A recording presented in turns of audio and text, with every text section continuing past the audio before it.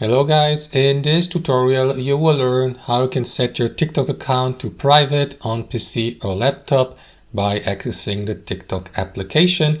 For example, if you'd like to give access to your TikTok user profile and your content only to your friends or a selected or limited number of users. So let us show you how to do it. For this method, guys, you will need to launch the TikTok application on your device like your laptop or PC. And also access your account settings. To do that, head over to profile here on the left panel.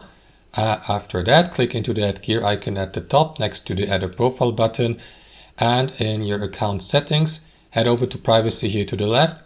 And here to the right under discoverability, switch to private account by toggling it on here to the right. As you can see, these settings will be applied instantaneously. So to quote this description here, guys, with a private account, only users you approve can follow you here on TikTok, and which basically means only those will be able to watch your content like your TikToks.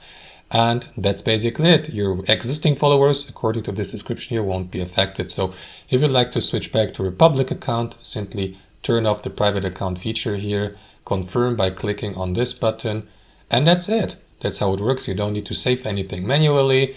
These changes will be saved automatically, and that's how it works, guys. Thanks for watching, and I'll see you next time.